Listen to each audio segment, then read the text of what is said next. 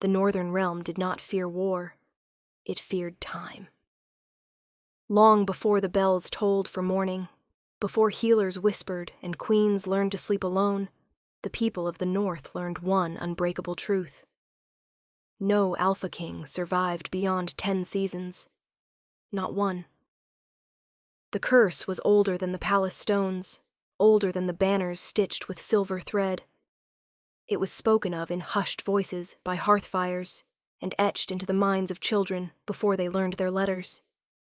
Kings might rule with strength and wisdom, might win wars and build legacies, but when the 10th season arrived, time always came to collect its due. On the 10th year of his reign, an Alpha King would begin to fail. At first it was subtle, a lingering weariness, a tremor in the hand that once held a blade steady. Then came the sickness, slow, merciless, rotting strength from the inside out. Muscles weakened, breath shortened, pride withered. No healer could stop it. No spell could reverse it. Some called it fate. Others called it punishment. The elders knew better. It was a curse laid upon the throne by the moon goddess herself. High above the northern realm, the moon hung pale and watchful, silver light washing over forests, rivers, and crown alike. She was distant, silent, unmoved by prayers.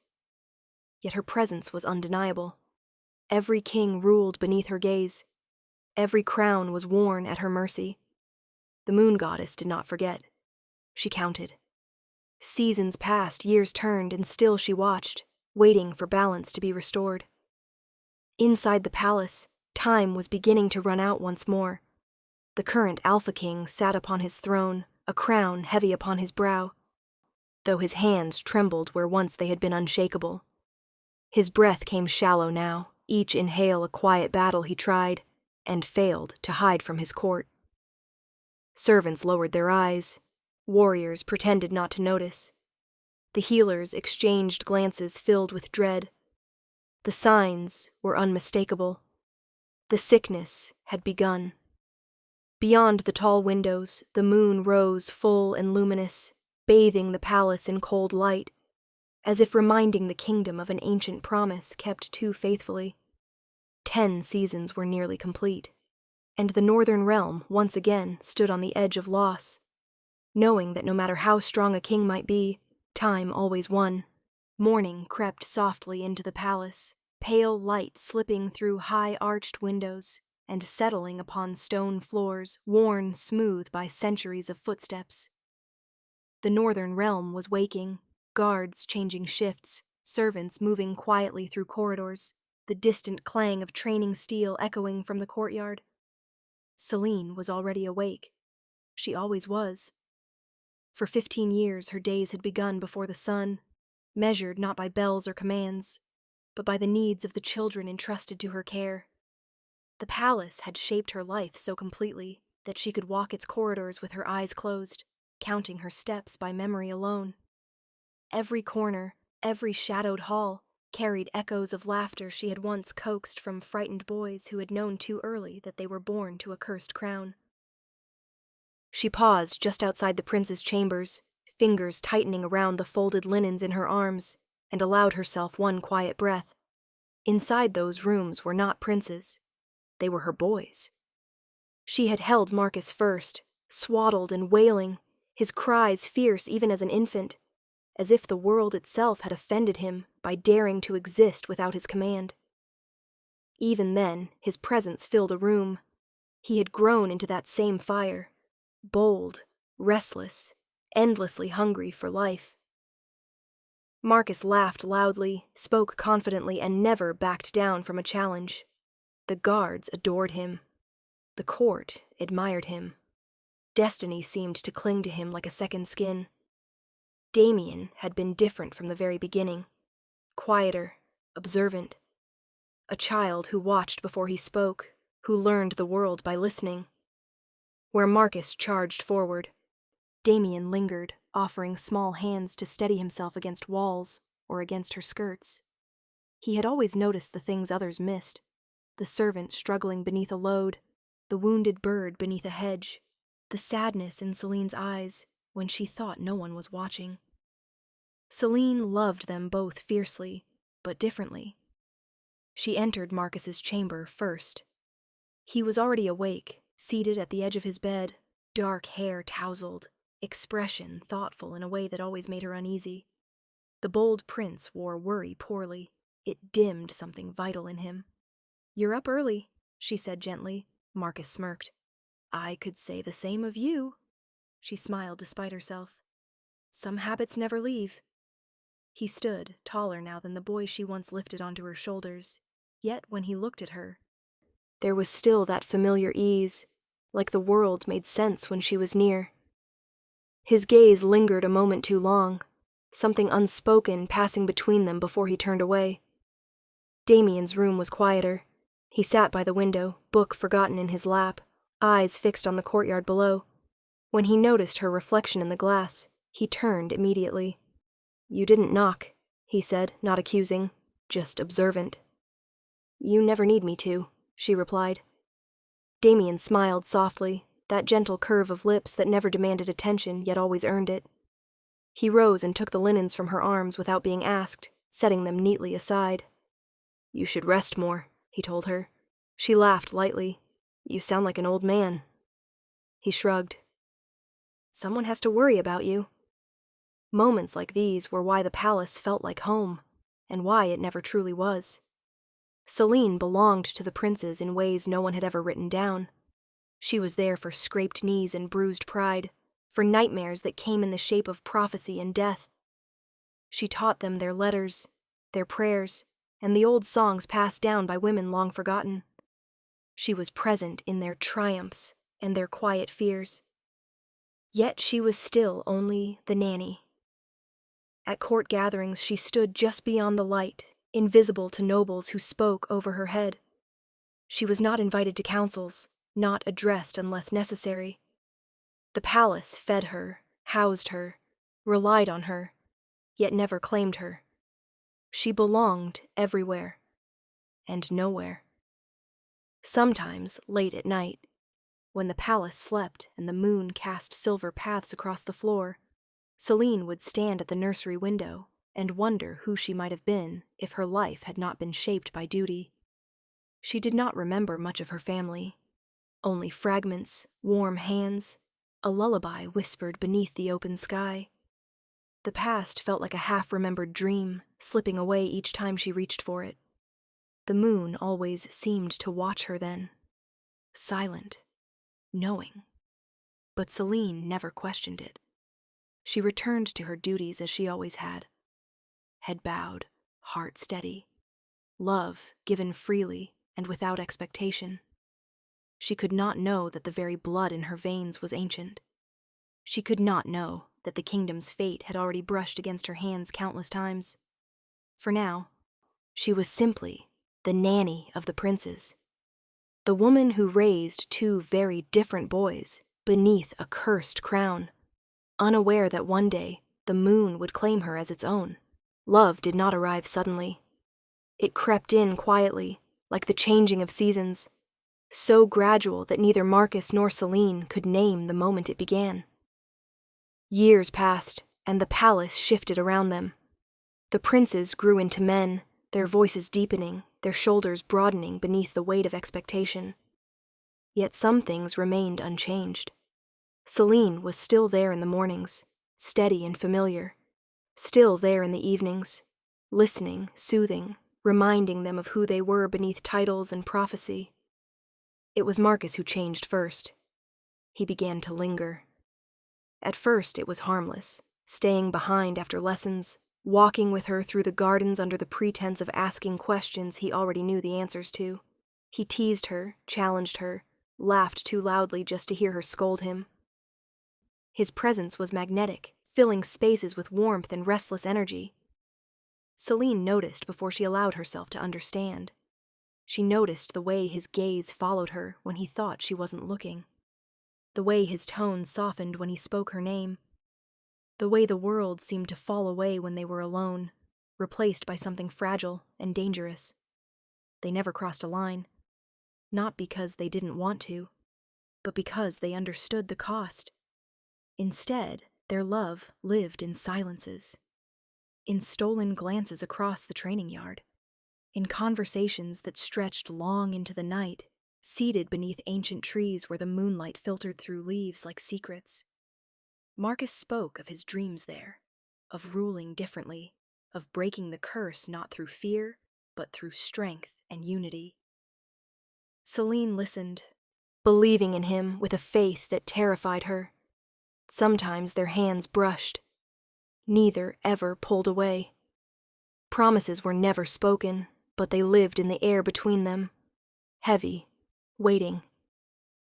Damien saw it all. He was never blind to the way Marcus leaned toward Celine when she entered a room, nor to the way her expressions softened around his brother. Damien noticed the pauses in conversation, the charged silences, the careful distance they maintained, and he said nothing. Loyalty ran deep in him, loyalty to Marcus, his elder brother, and loyalty to Celine, who had been his comfort since childhood. He carried the truth quietly, never betraying either of them, even when it meant standing alone with feelings he refused to name. The palace, however, was not so forgiving. Whispers began to circulate, soft at first, then sharper. The court watched Celine more closely. Servants spoke behind their hands. The elders frowned at lingering conversations and extended absences. The rules of the world pressed inward, reminding them all that some lines were not meant to be crossed. Still, Marcus did not pull away. If anything, he held tighter, his love for Celine becoming the one thing untouched by prophecy or fear. He spoke to her of the future with a certainty that frightened her. "We will find a way," he once whispered beneath a moonlit sky. She believed him. Then came the night everything ended. It began quietly. No bells, no warnings. Only a stillness that settled over the palace like a held breath. Celine was in the nursery when the first shout rang through the corridor, sharp with panic. "Healers!" someone cried. "Summon the healers!" She ran. The Alpha King lay pale and unmoving, his powerful frame reduced to something frighteningly fragile. His chest rose unevenly, breath shallow, eyes unfocused. The healers worked in frantic silence, hands stained with failure even before they began. Marcus stood frozen at the foot of the bed. In that moment he was not a prince or an heir, only a son watching his father slip away. Celine moved instinctively, placing herself beside him, her hand finding his without thought. The Alpha King died before dawn. The moon had not yet set. As the palace fell into mourning, the weight of destiny shifted, settling heavily upon Marcus's shoulders. The love he had allowed himself to nurture now stood in the shadow of a crown cursed by time. And though none of them could yet see it, that night marked the beginning of an ending. For love, for innocence, and for a future that would soon demand impossible choices. The crown was heavier than Marcus had ever imagined. It was not the weight of gold that bent his neck, nor the press of jeweled metal against his brow. It was the knowledge of what it meant. As Marcus stood before the gathered court, cloaked in black and silver, the echoes of mourning bells still lingering in the air, he felt time itself settle upon his shoulders. The northern realm had a new Alpha King. The people knelt. The elders bowed. Voices rose in practiced oaths of loyalty. Marcus responded with the words expected of him, his voice strong, commanding, convincing enough that even he almost believed it. But beneath the confidence, fear took root. The moment the crown touched his head, the curse ceased to be a distant legend and became a personal sentence. 10 seasons. No more, no less. The knowledge followed him everywhere. Into council chambers heavy with smoke and debate, into training yards where warriors awaited his command, into the silent halls where his father's presence still lingered like a ghost. Days turned into weeks, weeks into months. Marcus ruled well, too well. The court praised his vigor. The people celebrated his strength. Only Marcus noticed the cracks. A hand that trembled once before steadying. A breath that came a fraction too shallow after training. A moment of dizziness he dismissed as exhaustion. He told no one, not even Celine. She watched him from the edges of the court now, her presence a quiet comfort he could no longer afford. Each time their eyes met, something twisted painfully in his chest. Love had become a liability, a weakness the curse could exploit. So he distanced himself. Conversations shortened, smiles faded. The warmth between them cooled into something cautious and restrained. Celine felt the change, but did not yet understand it. She told herself it was grief. It had to be. Damien noticed the obsession growing. His brother's laughter dulled. His sleep shortened. His patience thinned. Marcus began asking questions about past kings, about symptoms, about healers who had failed. He summoned scribes to bring records long sealed, tracing the sickness through generations as if understanding it might grant him control. The crown was no longer something he wore. It was something that wore him. Every reflection became a test. Every ache, a warning. Every passing season, a countdown. Marcus began to measure his life not in years or victories, but in how much time remained before the curse reached for him. And always, the moon watched, cold, silent, unmoved. Somewhere deep within him, fear hardened into resolve. Marcus would not die at 10 seasons. He would not wither like his father. He would not accept fate without a fight. If the moon goddess demanded balance, then he would find a way to satisfy her, no matter the cost. Fear drove Marcus beyond the palace walls. It began as restless thought, questions he could not silence, fragments of ancient warnings echoing in his mind. Then it became action. One night, beneath a moon veiled by drifting clouds, Marcus left the safety of the court with only a small guard and a single purpose burning in his chest. If the curse had been placed by the moon goddess, then someone, somewhere, must still hear her voice. The priestess lived far from the palace, in a stone shrine carved into the mountains where moonlight touched the earth before dawn. The path to her was narrow and treacherous, winding through forests that seemed to whisper as Marcus passed. He felt watched the entire journey, as though the moon herself followed his steps, curious, measuring. The priestess did not bow when he arrived.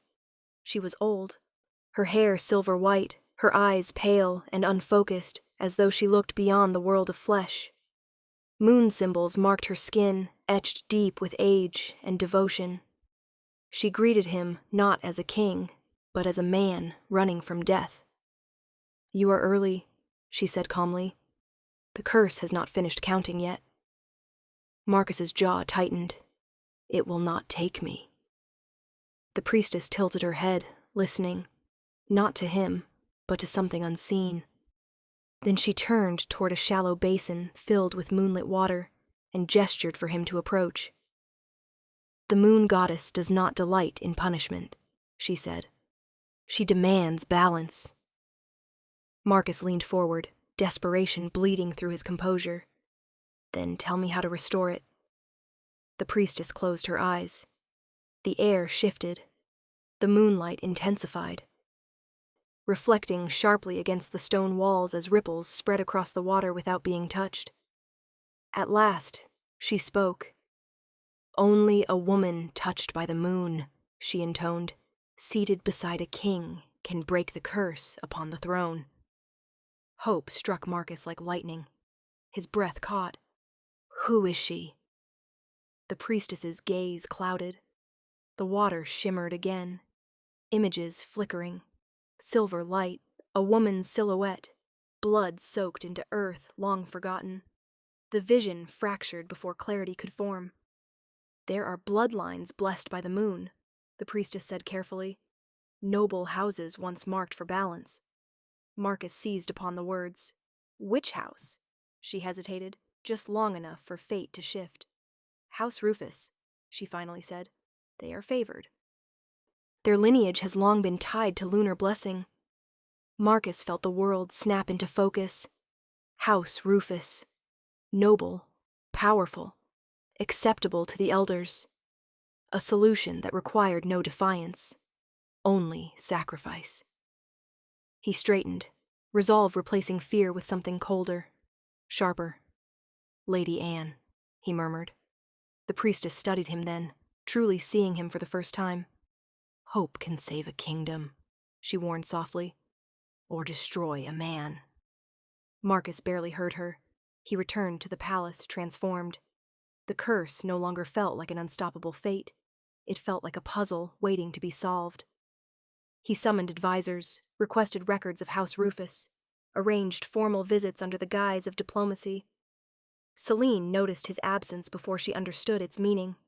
When he returned, his eyes no longer sought hers. His thoughts were elsewhere, fixed on prophecy and survival. When she spoke, he listened distractedly, already calculating how to secure the future promised by the priestess. Hope had taken root, and hope, fed by fear, hardened into obsession. Marcus was no longer fighting the curse for the sake of the realm. He was fighting it for his life. The change in Marcus was no longer subtle.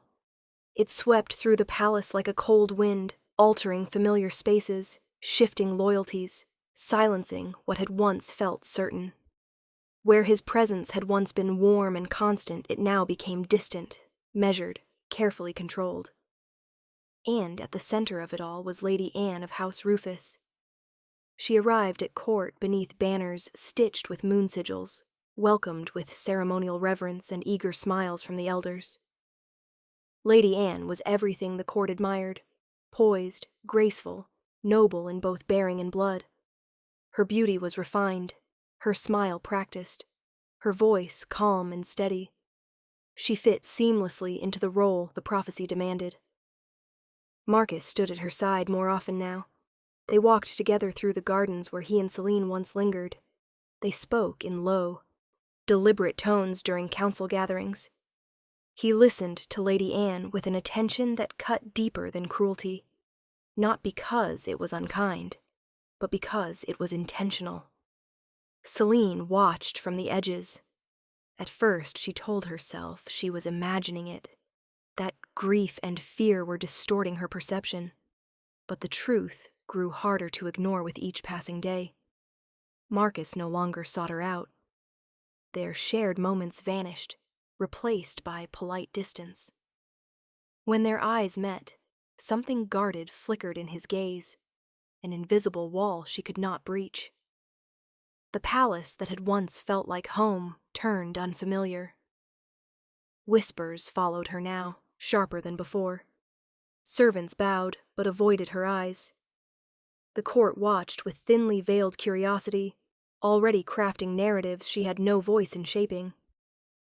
One evening, when the moon hung low and heavy, Celine could bear it no longer. She found Marcus in the garden, the very place where he had once spoken of dreams and tomorrows. Lady Anne was gone, her laughter still echoing faintly in the air, as if to remind Celine of what had replaced her. "Marcus," Celine said, her voice trembling despite her effort to steady it. He turned slowly. For a moment, just a moment, the mask slipped.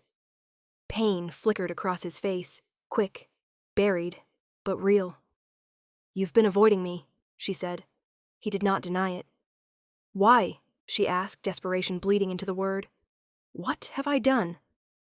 Marcus exhaled sharply, looking away toward the moonlit hedges. "You've done nothing." "Then tell me the truth," she pleaded. "Please." Silence stretched between them, thick and suffocating. When he finally spoke, his voice was colder than she had ever heard it. "I am king now." The words landed like a warning. "I sought the priestess," he continued. "There is a way to break the curse. A prophecy." Hope surged in her chest, brief, foolish. "And Lady Anne?" she whispered. "She is from a blessed house," Marcus said. "House Rufus is favored by the moon goddess." Celine felt the ground shift beneath her feet. So this is about survival? Yes. And what about us? Her voice cracked. What we shared. What you promised. Marcus turned to face her fully then, pain etched into his expression. But resolve hardened his eyes. Whatever love remained, he locked it away with ruthless precision. My duty is to the throne, he said, each word deliberate, unforgiving. Not my heart. The world went silent. Celine felt something inside her shatter. Cleanly. Completely. The future she had held onto collapsed in an instant, leaving behind only fragments of belief she could no longer piece together.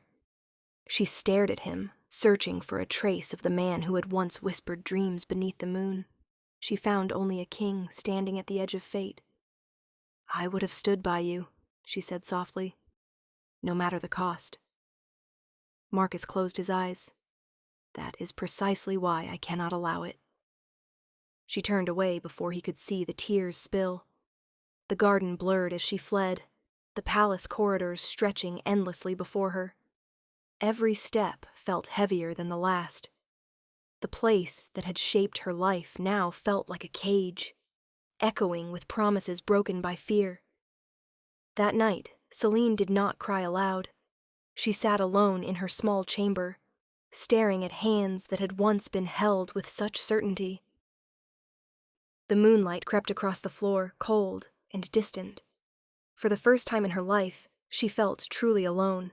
Long before crowns were forged in silver and thrones carved from northern stone, before the curse ever darkened the northern realm, there existed a village that did not appear on any map. It was called Moon Village. Hidden deep within an ancient valley where the moonlight lingered longest, the women of Moon Village lived apart from kingdoms and courts. They were not queens, nor priestesses, nor warriors. They were something older, keepers of balance. Women touched by the moon, born with a quiet power woven into their blood. They were chosen, not for beauty or rank, but for harmony. When a king ruled beside one of them, the land flourished. Seasons turned gently. Wars softened before they could begin. The moon-touched women anchored power, tempering ambition with empathy, strength with restraint. They were meant to sit beside kings, not beneath them. And for a time, the northern realm prospered, until fear took the throne. Alpha King Ezra ruled during an age of expansion, when borders stretched and ambition grew sharp. At first, he welcomed the moon women, believing the old traditions kept him strong. But power changes men, and fear follows close behind it. Ezra began to notice what others had not. The moon-touched women did not age like ordinary women. Their insight unsettled his counsel. Their influence calmed disputes he preferred to dominate. Whispers spread. They are becoming too powerful. They could rule instead of us. Ezra mistook balance for threat. And so, in the dead of night, under a moon hidden by storm clouds, he made a choice that would scar generations. He sent his soldiers. Moon Village burned. The women were dragged from their homes, some pleading, some silent, some proud even in death. The earth drank their blood. The valley echoed with screams swallowed by fire. By dawn, the village was gone, reduced to ash and bone. The moon goddess watched, and she did not forgive. From that night onward, the curse was laid upon the throne. No Alpha King would rule beyond 10 seasons. No power taken by force would endure. Ezra believed he had erased the problem. He was wrong. One woman survived. Her name was Sabina. She had been young, barely more than a girl, when the soldiers came. Hidden beneath the floor of her mother's cottage, she listened to the world end above her. When silence finally fell, she crawled from the ruins alone, her hands shaking, her heart hollowed by grief. Sabina fled.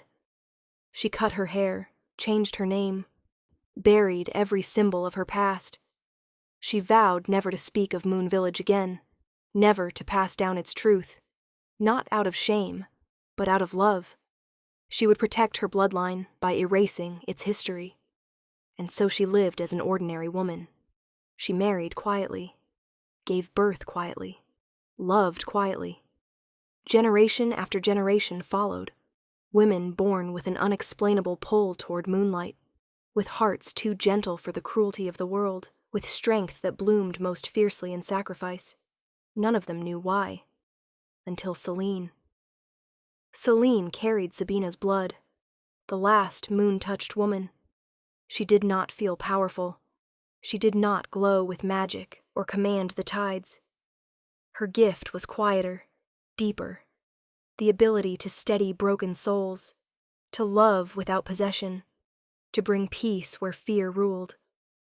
She had stood beside kings since childhood, rocked heirs to sleep, anchored futures she did not understand, loved men bound to destiny.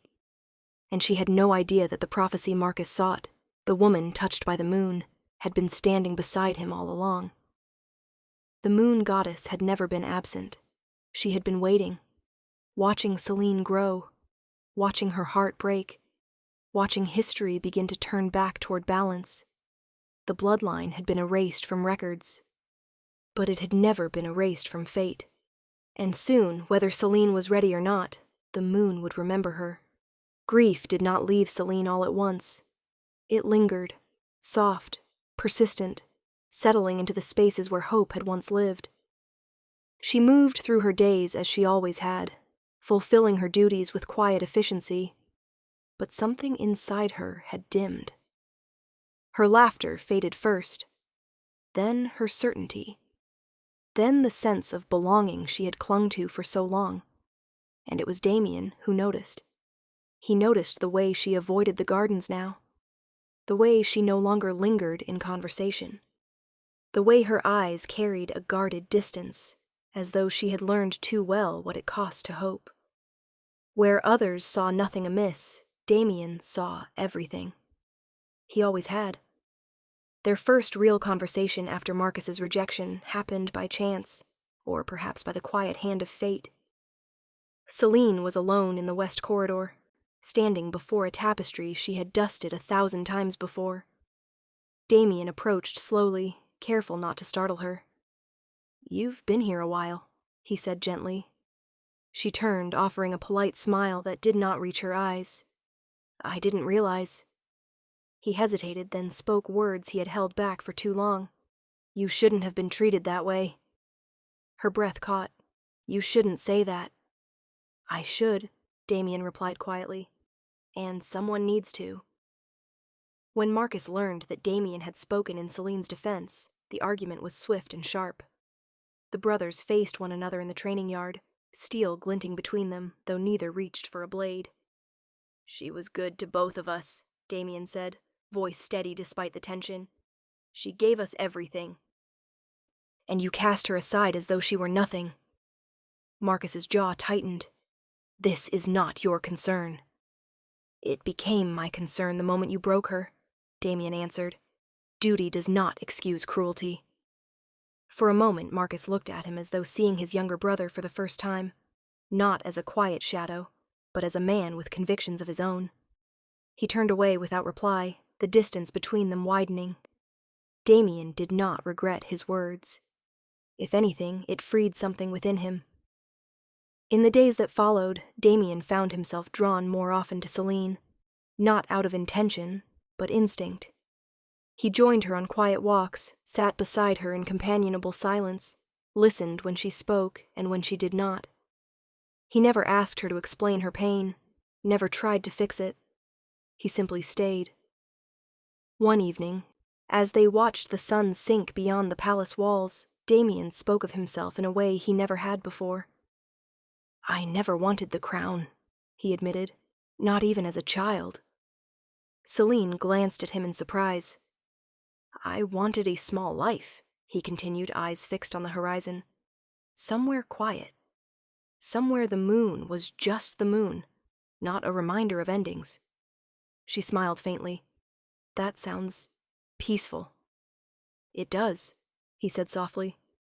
That's why Marcus's obsession once relieved me. If he broke the curse, I would be free. There was no bitterness in his voice, only honesty.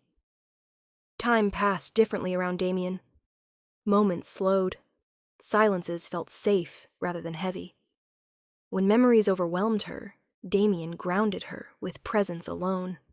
A steady hand offered, then withdrawn if she did not take it. A cup of tea placed beside her. A simple question asked without expectation. Slowly, something shifted. At first, Celine only noticed how calm she felt around him. There was no urgency in Damien's presence, no demand for her to be anything other than what she was in that moment. He never looked at her with expectation, never with pity. When silence stretched between them, it did not press in. It settled, gentle and reassuring. She began to notice other things, too. The way Damien slowed his steps to match hers without comment. The way he listened fully, as though her words mattered simply because they were hers. The way he remembered details others forgot, how she preferred her tea, which corridor she avoided, the old lullaby she hummed when she thought no one was listening. Gentleness, she realized, was not weakness. It was intention. Damien saw her strength long before she did. He saw it in how she continued her duties, despite the ache that lingered beneath her composure. In the way she never spoke cruelly of Marcus, even after what had been taken from her. In how she protected the children she cared for, teaching them kindness in a world ruled by fear and prophecy. One afternoon, as they sat beneath an ancient tree in the palace grounds, Damien spoke without looking at her. "You don't realize how strong you are." Celine laughed softly. "If I were strong, this wouldn't hurt." Damien turned then, his silver-gray eyes steady. "Strength is not the absence of pain. It's choosing not to let pain turn you cruel." The words stayed with her. Days became weeks. Weeks wove into something warmer, steadier. They did not touch. Not at first. The space between them was respected, sacred in its own way. But glances lingered longer. Smiles came easier. The air changed when they were together. And still, there was no betrayal. No shadow of guilt. Marcus had made his choice. Celine had mourned it. What grew now was not born of defiance or revenge, but of healing. Damien struggled with it at first. He told himself he was simply being kind, that his presence was meant to steady her, nothing more. But then he caught himself watching her when she laughed, truly laughed, the sound soft and surprised, as though she had forgotten she could. Something inside him shifted. One evening, rain began to fall unexpectedly, sending servants scattering.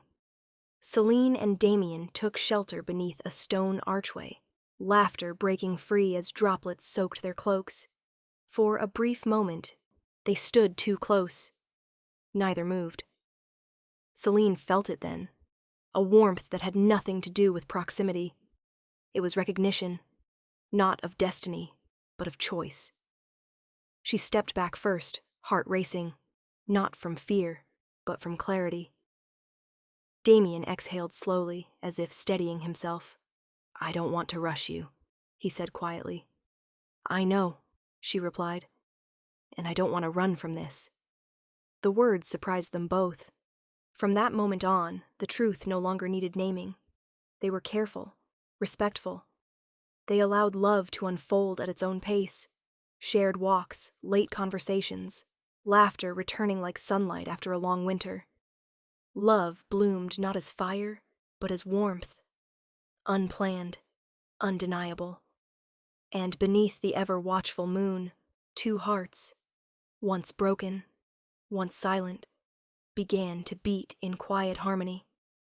Unaware that their healing love was already rewriting the fate of a kingdom. The wedding bells rang for 3 days. Silver banners were raised across the northern realm, their threads catching the light of the ever-watchful moon. Fires were lit in the streets. Music filled the air. For the first time in generations, the people dared to believe they were witnessing the end of an ancient curse. Alpha King Marcus had taken Aluna.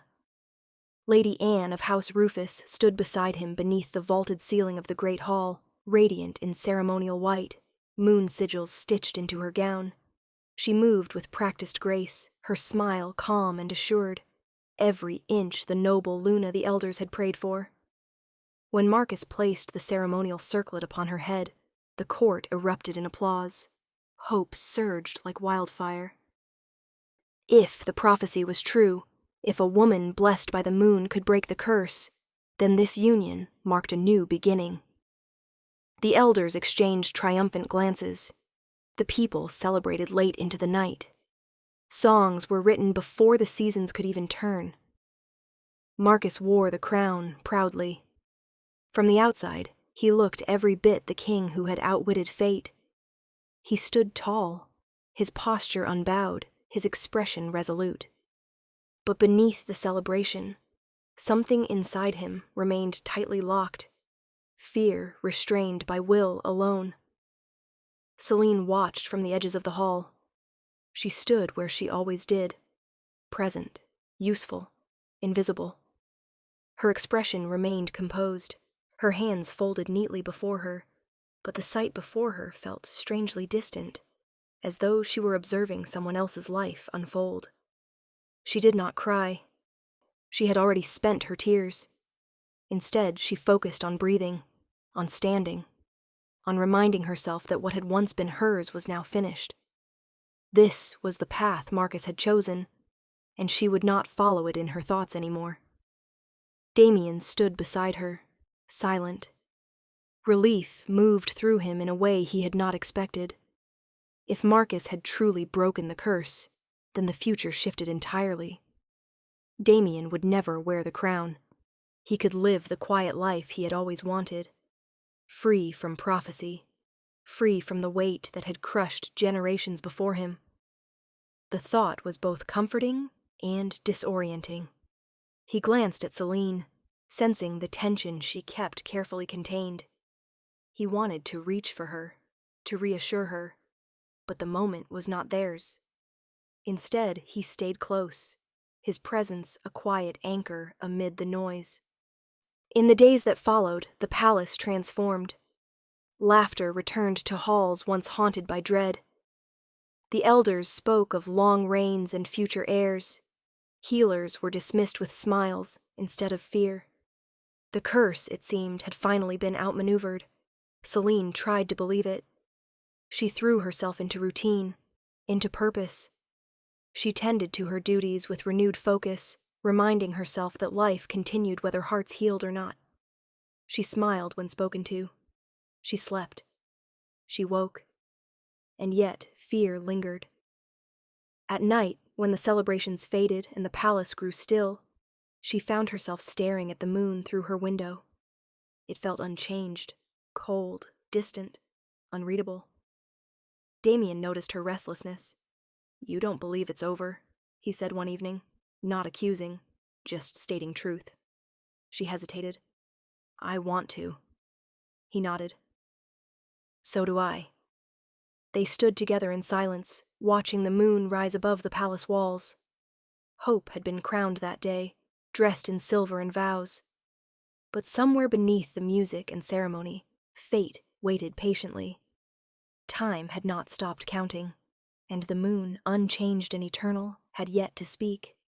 Hope did not die loudly. It faded.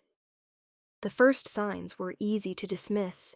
An afternoon council Marcus ended early, a training session he abandoned halfway through. The court murmured about exhaustion, about the weight of rule finally catching up to him. Queen Anne ordered stronger tonics, richer meals, longer rest. No one wanted to say the word, but time, relentless as ever, did not care for denial. As the 10th season approached, Marcus's strength began to unravel with terrifying precision. His hands trembled more often now, the tremors no longer easily hidden beneath the table during council meetings. His steps slowed, his breath shortened. The same sickness that had claimed his father returned, methodical, merciless, exact. The curse had remembered him. The palace shifted once more. Joy retreating into hushed corridors and guarded expressions. Healers were summoned from every corner of the realm. Prayers were offered beneath the moonlight. The elders watched in growing horror as prophecy unraveled before their eyes. Marcus knew before anyone else dared to admit it. One morning, as he struggled to rise from his bed without assistance, the truth settled heavily upon his chest. Queen Anne stood nearby, her expression strained, her composure cracking for the first time. "This isn't supposed to be happening," she whispered. Marcus said nothing. He did not blame her. He blamed himself. In the quiet moments, those few times when pain eased enough for thought, Marcus's mind returned to one truth he could no longer escape. He had chosen wrongly. Not out of malice, but fear. And fear, he now understood, was not the same as wisdom. When Damien came to his bedside, Marcus dismissed the attendants and healers with a weak gesture. His brother looked older somehow, weariness etched into his features, though his eyes remained steady. "I thought I could outsmart it," Marcus said hoarsely. "The curse, the moon, fate." Damien did not argue. He simply listened. "I sacrificed love for survival," Marcus continued, his voice breaking. "And still, I am dying." Silence stretched between them, heavy with years of unspoken things. "You were always the better man," Marcus said at last, turning his gaze toward Damien. "You loved without fear." Damien shook his head. "This isn't about comparison." "Yes, it is," Marcus insisted. "You loved her the way I should have. With patience. With respect. Thank you for being better to her than I was." The words cost Marcus more strength than he had left. He closed his eyes, breath shallow, regret etched deeply across his face. Outside the chamber, news spread swiftly. The Alpha King was dying. Panic rippled through the northern realm. The hope that had burned so brightly was extinguished just as quickly, replaced by dread sharper than before. If the curse had not been broken, if even this union had failed, then nothing stood between the kingdom and endless repetition. Celine learned of Marcus's condition from a whisper in the corridor. She did not go to him. Not because she lacked compassion, but because she understood something now that she hadn't before. Some endings could not be undone by presence alone. She grieved quietly, not just for the man Marcus had been, but for the choices fear had forced him to make.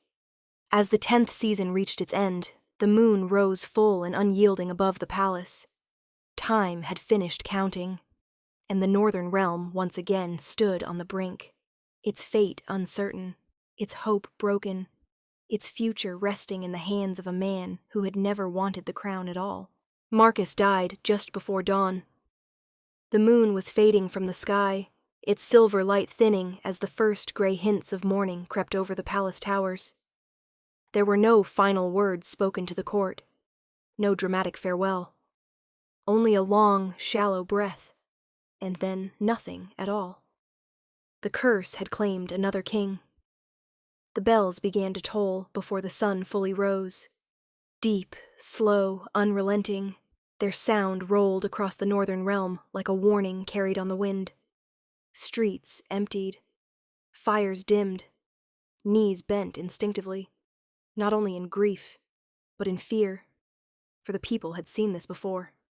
They knew what came next. Mourning, followed by dread. Black banners replaced the silver. The palace, once filled with cautious hope, sank back into shadows. The elders spoke in low voices, already counting seasons in their minds, already bracing themselves for another short reign. Damien stood beside his brother's body, unmoving. The chamber smelled of herbs and extinguished candles. Marcus looked younger in death. His features softened, the lines of fear finally eased. Damien reached out and closed his brother's eyes himself, his hand steady despite the storm inside his chest.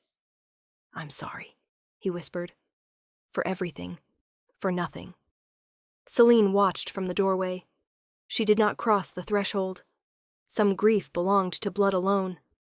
Her heart ached, not with longing, but with a quiet, complicated sorrow for the boy Marcus had once been, for the man fear had undone. When the elders summoned Damien, he already knew why. The council chamber felt colder than usual, its stone walls heavy with expectation.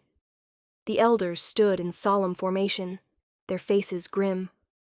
Voices measured. "By law and blood," the high elder said, "the crown passes to Prince Damien." The words landed like a sentence. Damien felt his breath leave him. The quiet life he had imagined, hoped for, crumbled in an instant. He saw the path stretching before him, already shadowed by the same fate that had taken his father and brother. 10 seasons. No more. He did not argue. He did not plead. He accepted the decree with a stillness born not of strength, but of inevitability. The kingdom reacted swiftly. Some welcomed him, trusting in his calm nature. Others feared him, not for who he was, but for what the crown would do to him. Mothers held their children closer. Warriors whispered of preparing for another funeral, yet to come. Celine felt the shift immediately. The man she loved was no longer simply Damien. He was becoming the next Alpha King, and the weight of that truth pressed heavily against her chest.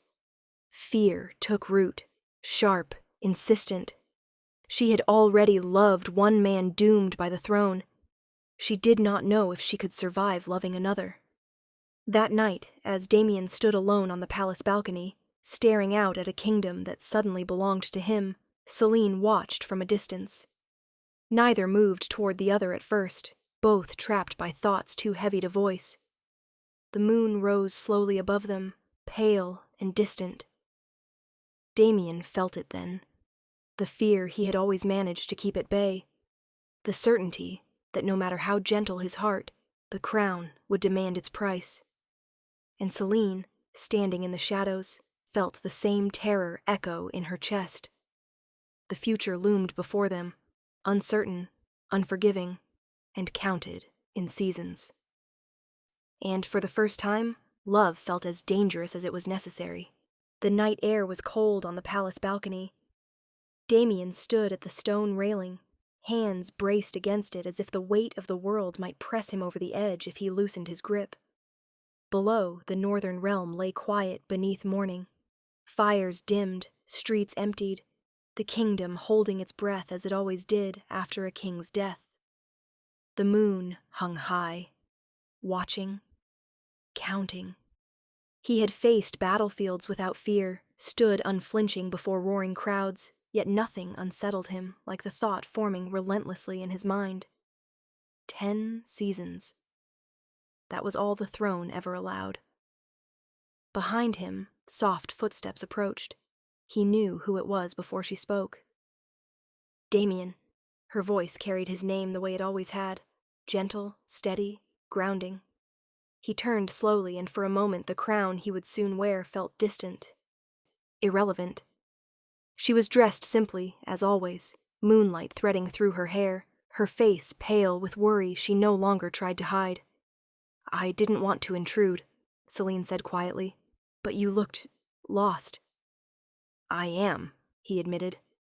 They stood side by side, the space between them charged with words neither had dared to say since Marcus's death. Damien broke the silence first, his voice low, stripped of formality. "I never wanted this," he said. "The crown, the throne, any of it." She nodded. "I know." "I hoped my whole life that I would never have to stand where he stood," Damien continued. "I wanted a quiet life, one where seasons passed without being counted, where the moon was just the moon." His jaw tightened. "But there is no other way. The crown has chosen me." Celine's chest ached as she listened. Every fear she had buried stirred again.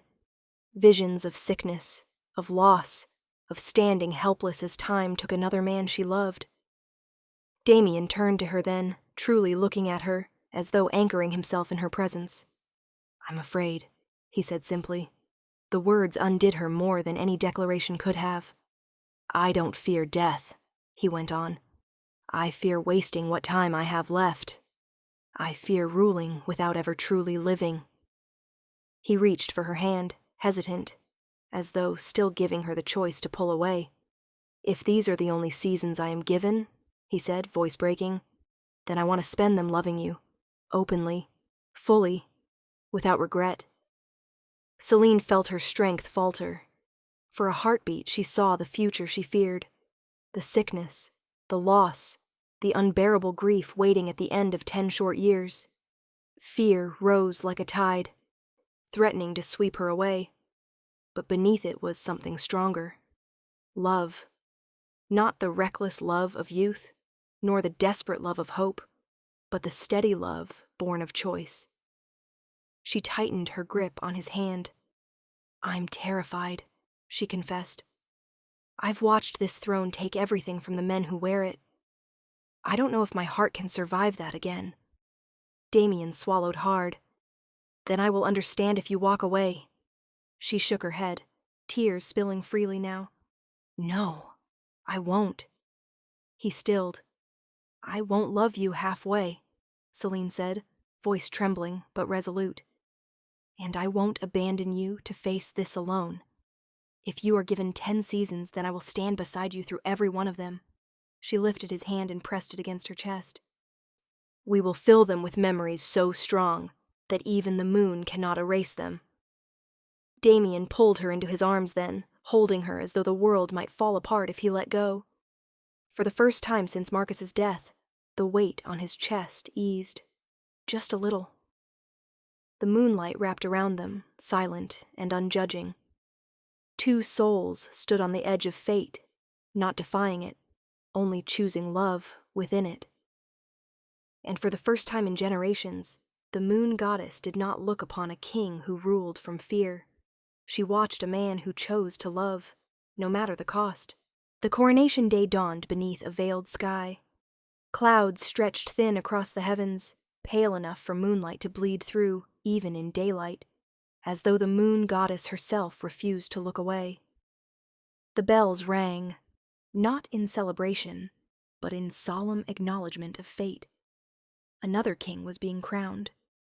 Another countdown was about to begin. Damien walked the long aisle of the throne room alone. He wore the regalia of the Alpha King, dark, severe, heavy with history.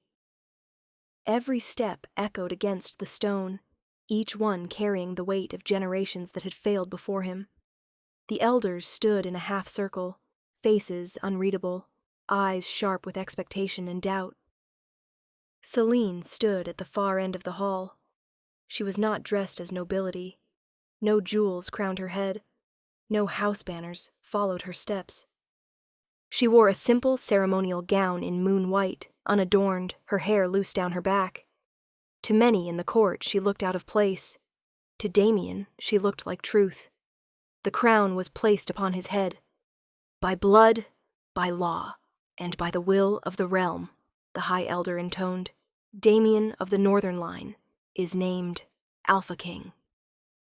The hall echoed with a restrained response. Respect, not hope, filled the air. Then came the question that tightened every chest. "And who shall stand beside you as Luna?" The elders waited. Some already knew the answer they expected. Damien turned, slowly, deliberately, and faced Celine. "I choose her," he said. A sharp intake of breath rippled through the hall. Murmurs rose instantly, disbelief, outrage, fear. The elders stepped forward as one. "She is not noble-born," one protested. "She carries no known blessing," another argued. "The curse has claimed every king who obeyed you," Damien cut in, his voice calm but unyielding.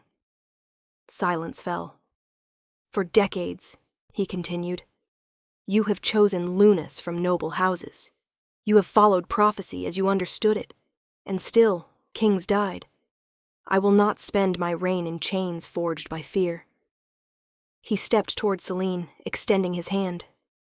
I choose the woman I love. The elders' faces hardened. Then you choose death, one said coldly. Damien did not flinch. Then I choose it honestly. The mating ceremony could not be delayed. The sacred circle was prepared at dusk, ancient stones rising from the earth, etched with symbols long forgotten by most, but remembered by the moon. Torches burned low. The air felt charged, expectant, heavy with judgment. Celine stood within the circle, heart pounding. Every fear she had ever buried rose to the surface.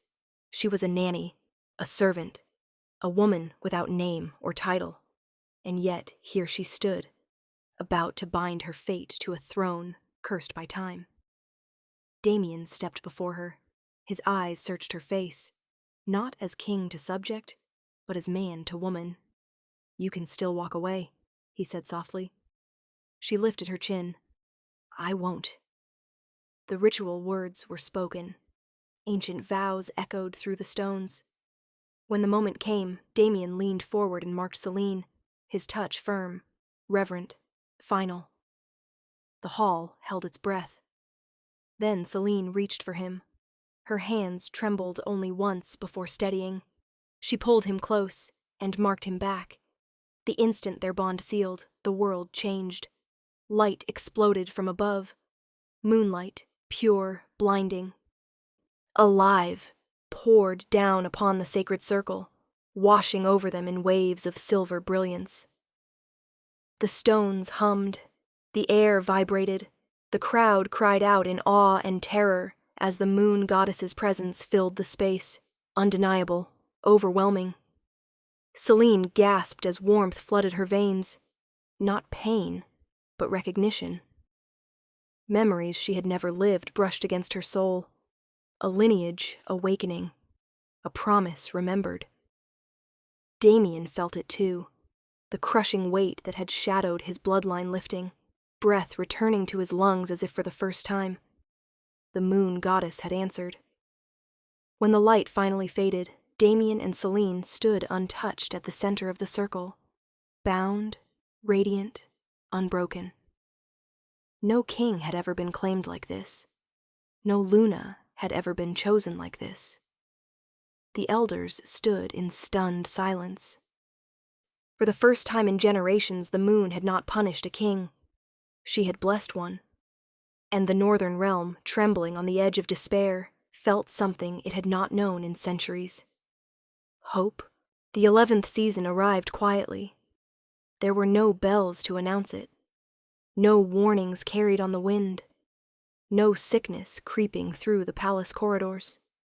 The northern realm simply continued. And that in itself was a miracle. 10 full seasons had passed since Damien had been crowned Alpha King. 10 cycles of harvest and snowfall. 10 times the moon had waxed and waned, full and watchful, counting as she always had. Yet this time, when the 10th season ended, Damien did not weaken. He stood tall on the palace balcony, the morning sun warming his face, his breath steady, his strength unchanged. His hands, once expected to tremble, were firm. His eyes, once feared to dim, burned bright with quiet resolve. The curse had not come. Word spread slowly at first like a whisper too fragile to trust. Then it grew, passed from servant to guard, from merchant to elder, until the entire northern realm held its breath and realized the truth. The curse was broken. The throne room filled, not with mourning, but with awe. The elders, once rigid with tradition, bowed with humility they had never shown before. Healers spoke in disbelief. The people wept openly, not from fear, but from relief, centuries overdue. The moon goddess had released the throne. Damien ruled as he always had, without hunger for power, without cruelty. His reign was marked by fairness, by listening more than commanding, by restoring balance instead of enforcing dominance. Wars were avoided, old wounds were tended, the realm healed as its king did not fall. At his side stood Celine, no longer just the nanny, no longer unseen. She ruled as Luna with compassion that anchored the realm. She remembered every life lived at the edges of power, every voice often ignored. Where Damien brought steadiness, Celine brought warmth. Together they became the balance the moon goddess had waited for, all along. And they were not alone. 3 children filled the palace with laughter now. The eldest bore Damien's quiet strength, eyes observant beyond his years. The second carried Celine's curiosity and sharp mind, always asking questions no one expected. The youngest, wild, radiant, had eyes that gleamed silver in moonlight, the unmistakable mark of moon-blessed blood. The people adored them, not as heirs of fear, but as symbols of a future unchained from prophecy. On the night the 11th season fully settled, Damien and Celine stood once more on the balcony where they had once spoken of 10 borrowed years. The moon rose above them, no longer distant or cold. "You're still here," Celine whispered, her hand warm in his. Damien smiled. "So are you." They had not defied fate. They had fulfilled it. The curse had not been broken by strategy, nor by noble bloodlines, nor by desperate fear of death. It was broken by a king who chose love over survival, and by a woman who stood beside him without demand or ambition. By love, freely chosen. And for the first time in its long, haunted history, the Northern Realm no longer feared time. It welcomed it. If you enjoyed this story, tell us where you're watching from, who your favorite character is, and the moment that made your heart stop. We love reading your thoughts in the comments, so don't be shy. And don't forget to hit the subscribe button for more amazing stories coming your way, until we bring you another story. Bye for now.